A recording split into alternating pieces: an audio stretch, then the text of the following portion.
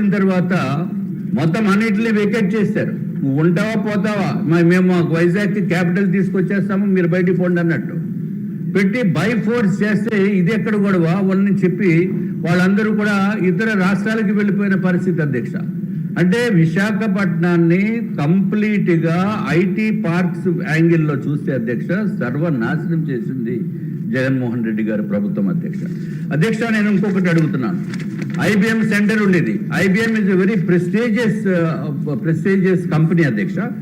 దాంట్లో కనీసము ఒక షిఫ్ట్కి 400 మంది పనిచేసేవారు అధ్యక్ష.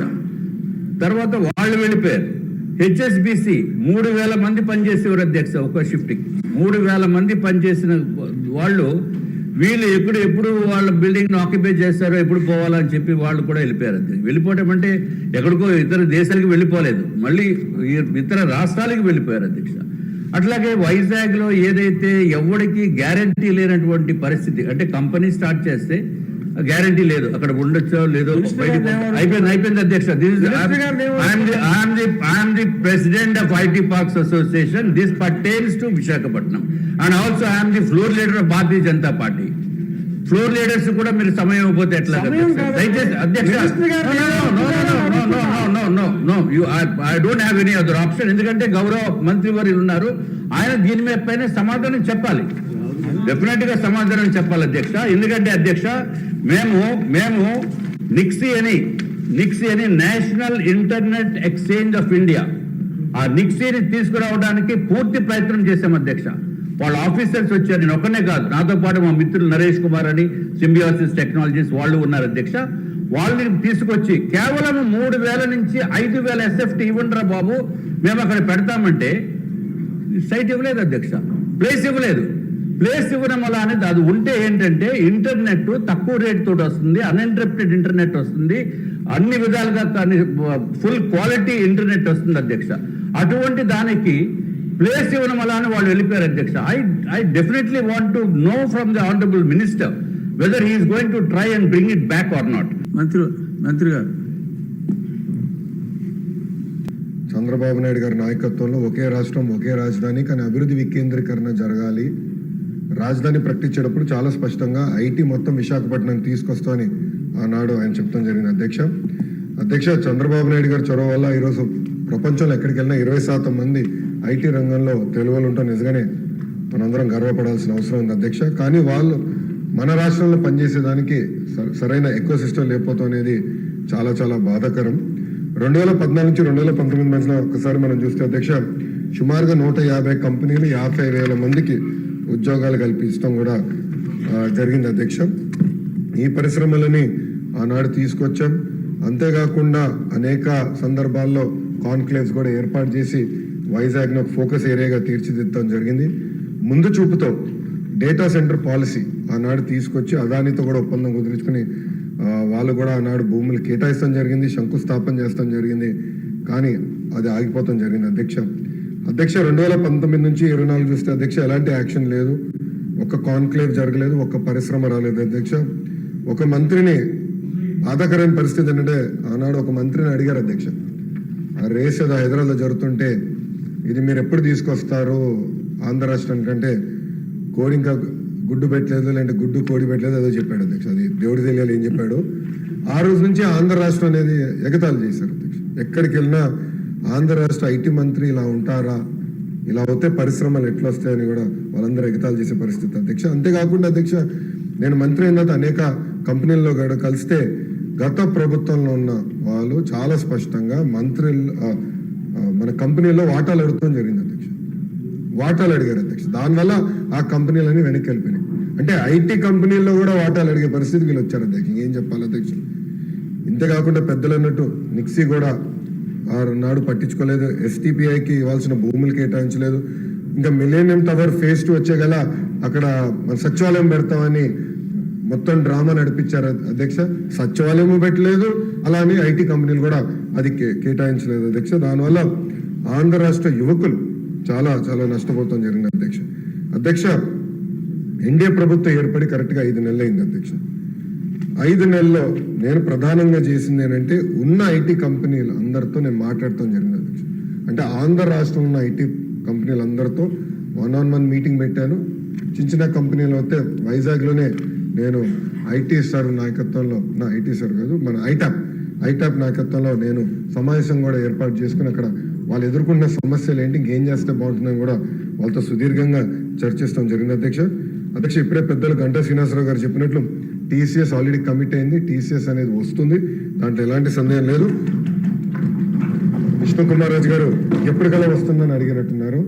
3 నెలలు టైం ఇవ్వండి తప్పనిసరిగా, ఎందుకంటే ఎగ్జిస్టింగ్ బిల్డింగ్స్కి చిన్న ఏర్పాట్లు చేయాల్సిన అవసరం ఉంది. 3 నెలలు తప్పనిసరిగా టీసీఎస్ విశాఖపట్నంలో ప్రారంభిస్తున్నారు. అంతేకాకుండా ముందు చూపుతో వాళ్ళని నేను చంద్ర సార్ని కోరాను, మీరు క్యాంపస్ ఏర్పాటు చేయాలి విశాఖపట్నంలో అంటే ఆయన ఒప్పుకున్నారు. దానికి ఆల్రెడీ భూములు కూడా మేము ఎత్తుకుతున్నాం. దానిపైన కూడా నేను చాలా క్లియర్గా 2-3 చెప్పిన తర్వాత దాన్ని కూడా వస్తాను అధ్యక్ష. పెద్దలు వంశీకృష్ణ గారు అడిగినట్లు అధ్యక్ష, ఇక్కడ ఎకో సిస్టమ్ కూడా ఏర్పాటు చేయాలి. దాంట్లో భాగంగా నేను కూడా ఐటీ కంపెనీలు అందరితో మాట్లాడినప్పుడు ఇన్ఫోసిస్తో కూడా మాట్లాడాను. వాళ్ళని కూడా ఒక క్యాంపస్ ఏర్పాటు చేస్తే బాగుంటుందని వాళ్ళని కోరాను. వాళ్ళు కూడా ఆల్రెడీ భూములు ఎత్తుకుతాం జరుగుతుంది అధ్యక్ష. ఏదో ఒక బిల్డింగ్ 500-600 కాదు, క్యాంపస్ అనేది అవసరం ఉంది. దానికి వాళ్ళకి భూములు కూడా ఇప్పుడు ఎత్తుకుతాం జరిగింది, మొదలుపెట్టాం అధ్యక్ష. నేను అనుకుంటా మ్యాక్సిమం ఒక 6 monthsలో కొబ్బరికాయ కొట్టచ్చు నేను ఆశిస్తున్నాను. దానికి నేను చాలా కష్టపడుతున్నా. మీరు 20,000 ఉద్యోగాలు అడిగారు అధ్యక్ష. 5 సంవత్సరాలు 20,000 ఉద్యోగాలు నా టార్గెట్ కానే కాదు. పెద్దలు అన్నట్టు 5 లక్షల ఉద్యోగాలు ఒక ఐటీ రంగంలో ఆంధ్ర రాష్ట్రంలో క్రియేట్ చేయాలని టార్గెట్గా నేను పనిచేస్తున్నాను అధ్యక్ష. మనం యూఎస్ కూడా వెళ్ళాను, అనేక డేటా సెంటర్ సంస్థలతో కూడా నేను కలుస్తాను జరిగింది అధ్యక్ష. ఒకసారి చూస్తే 2019 నుంచి 24 వరకు గత ప్రభుత్వం దీనిపైన ఎలాంటి ఫోకస్ పెట్టక డేటా సెంటర్ ఎకో సిస్టమ్ అటుపక్క విశాఖపట్నంలో, క్షమించాలి, అటుపక్క ముంబైలో, ఇంకో పక్కన తమిళనాడులో, అదేవిధంగా తెలంగాణలో వస్తాం జరిగింది అధ్యక్ష. అదే కానీ మనం కానీ ఆనాడు తీసుకొచ్చిన పాలసీ ముందలు తీసుకెళ్ళి ఉంటే Visakhapatnam data centre capital of the world అయ్యేది అధ్యక్ష. మనం చూస్తే డేటా సెంటర్స్ లో ప్రపంచవ్యాప్తంగా ప్రతి సంవత్సరం $300 బిలియన్, $300 బిలియన్ ఖర్చు పెట్టిపోతున్నారు అధ్యక్ష ప్రతి సంవత్సరం. నా లక్ష్యం $100 బిలియన్ భారతదేశానికి రావాలి, దాంట్లో ఎక్కువ శాతం ఆంధ్ర రాష్ట్రానికి రావాలనేది నా లక్ష్యం అధ్యక్ష. దాంట్లో నేను అందరినీ కలిసాను అధ్యక్ష. అంటే కొన్ని కంపెనీ పేర్లు నేను వెల్లడించలేను, ఎందుకంటే ఎన్డీఏ నేను వాళ్ళతో సైన్ చేశాను కనుక. వాళ్ళతో చర్చించినప్పుడు 2-3 రిక్వెస్ట్లు ఉన్నాయి, ఎస్పెషల్లీ డేటా సెక్యూరిటీ, అదేవిధంగా టాక్సేషన్, డేటా ఎంబసీస్ విషయంలో. విష్ణు కుమార్ రాజు గారు బీజేపీ నుంచి కూడా ఉన్నారు కనుక ఇక్కడ నేను ఆల్రెడీ ఢిల్లీలో ఉన్న పెద్దలతో నేను చర్చిస్తున్నాను సార్. అది పాలసీ ఒక ఫ్రేమ్వర్క్ అనేది ఏర్పాటు చేయాల్సిన అవసరం ఉంది. తద్వారా పెద్ద ఎత్తున పెట్టుబడులు కేవలం ఆంధ్ర రాష్ట్రంగా భారతదేశానికి వచ్చడానికి అవకాశం ఉంది. అది ఆల్రెడీ మేము చర్చలో ఉన్నాం అధ్యక్ష. వంశకృష్ణ గారు అడిగినట్టు ఒక సోషల్ ఎకో సిస్టమ్ అనేది చాలా చాలా అవసరం అధ్యక్ష. దాంట్లో ఎయిర్పోర్ట్ ఒక భాగం. భోగాపురం ఎయిర్పోర్ట్ విషయంలో చంద్రబాబు నాయుడు గారు ఇప్పటికీ చాలా స్పీడ్గా పనులన్నీ పరిగెత్తిస్తున్నారు అధ్యక్ష. అంతేకాకుండా భారతదేశంలోనే అతిపెద్ద కన్వెన్షన్ సెంటర్ కూడా ఏర్పాటు చేసే దిశగా మన ప్రభుత్వం పనిచేస్తుంది అధ్యక్ష. అది విశాఖపట్నానికి వస్తుంది అధ్యక్ష. అంతేకాకుండా ఎయిర్పోర్ట్స్, క్షమించాలి, హోటల్స్ కూడా అధ్యక్ష. అది నా డిపార్ట్మెంట్ కాకపోయినా దుర్గేష్ గారు డిపార్ట్మెంట్ అది, కానీ అది ఎకనామిక్ డెవలప్మెంట్ బోర్డు కింద ఈ ఎకో సిస్టమ్ ఏర్పాటు చేయాలంటే పెద్ద ఎత్తున హోటల్స్ రావాలి విశాఖపట్నానికి. వేలాది హోటల్స్ రావాలి అధ్యక్ష, 10 కాదు, వేలాది హోటల్స్ వస్తేనే ఆ ఎకో సిస్టమ్ ఏర్పడుతుంది. దానికి నిన్నే పాలసీ కూడా టూరిజం పాలసీ కింద టూరిజాన్ని ఇండస్ట్రీగా గుర్తించే విధంగా చంద్రబాబు నాయుడు గారి నాయకత్వంలో నిన్న కేబినెట్ కూడా ఆమోదం తెలిపింది అధ్యక్ష. దాంట్లో భాగంగా హోటల్స్ కూడా పెద్ద ఎత్తున విశాఖపట్నానికి తీసుకొస్తాం, కనెక్టివిటీ కూడా ఏర్పాటు చేస్తాం, కన్వెన్షన్ సెంటర్ కూడా తీసుకొస్తాం. ఇది ఒక భాగం. ఇంకొకటి పెద్దలు అన్నట్టు ఐటీలో ఉన్న టాప్ 100 కంపెనీస్, టాప్ 20 కాదు, టాప్ 10 కాదు, టాప్ 100 కంపెనీస్ ఆల్రెడీ నేను ఇనిషియల్ డిస్కషన్ స్టార్ట్ చేస్తాను జరిగింది అధ్యక్ష. నేను అనుకుంటాం అది గ్యారంటీగా జయప్రదం అవుతుంది. వాళ్ళందరినీ విశాఖపట్నం తీసుకొచ్చే బాధ్యత నేను తీసుకుంటాం, మొదటిది.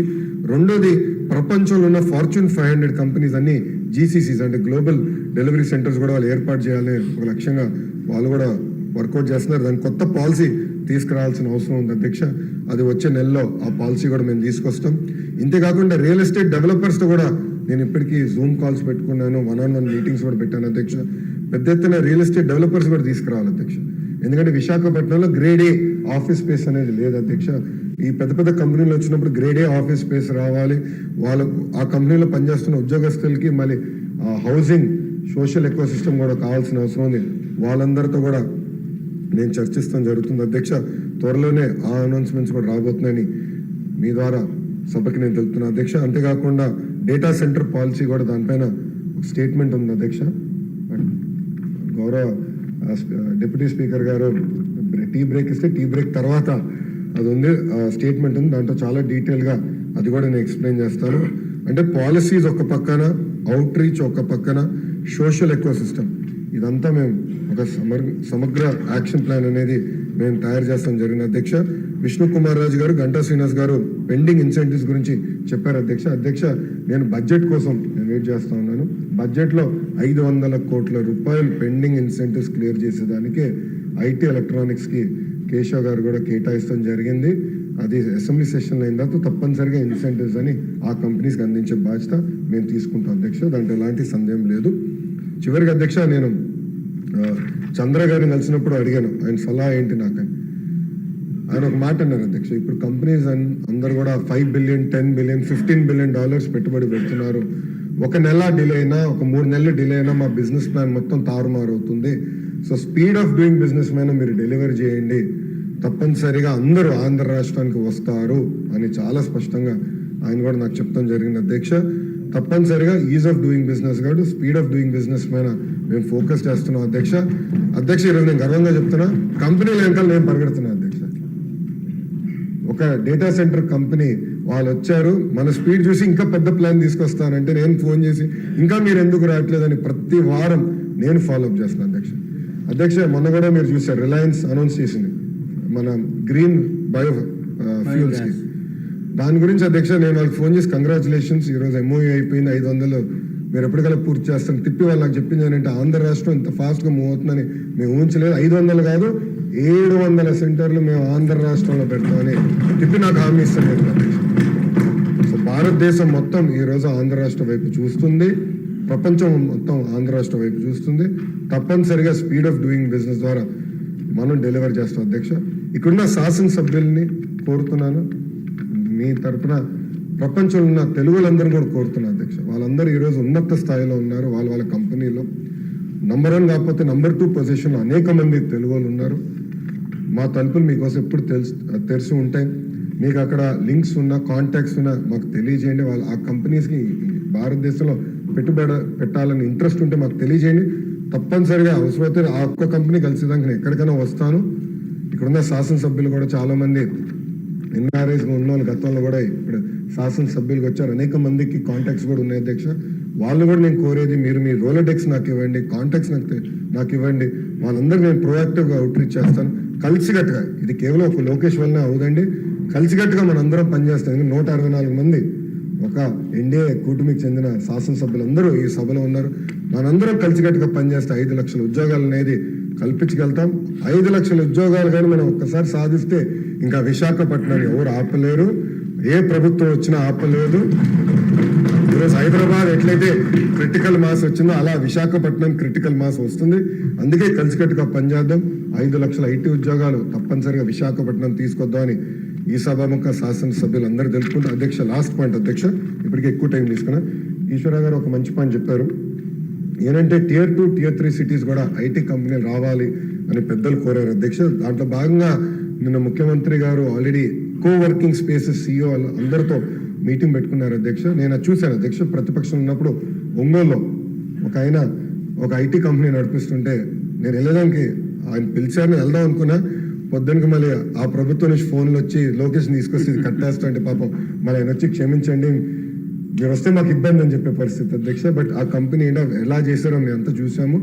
సో Tier 2, Tier 3లో కూడా ఒక సెంటర్స్ ఏర్పాటు చేస్తే బాగుంటుంది అనేది ఇప్పటికీ గౌరవ ముఖ్యమంత్రి గారు చెప్పారు.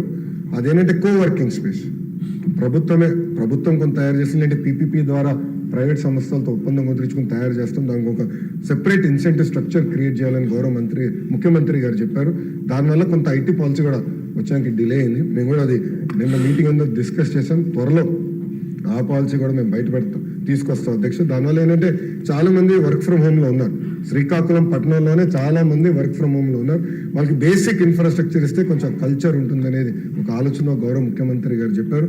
దాంట్లో భాగంగా తప్పనిసరిగా Tier 2, Tier 3 కూడా ఈ కోవర్కింగ్ స్పేసెస్ సెంటర్స్ ఏర్పాటు చేసి అక్కడ వర్క్ ఫ్రమ్ హోమ్లో ఉన్న వాళ్ళందరికీ ఒక కేర్ ఆఫ్ అడ్రస్ ఇవ్వాలనే లక్ష్యంతో మీ ప్రభుత్వం పనిచేస్తుంది.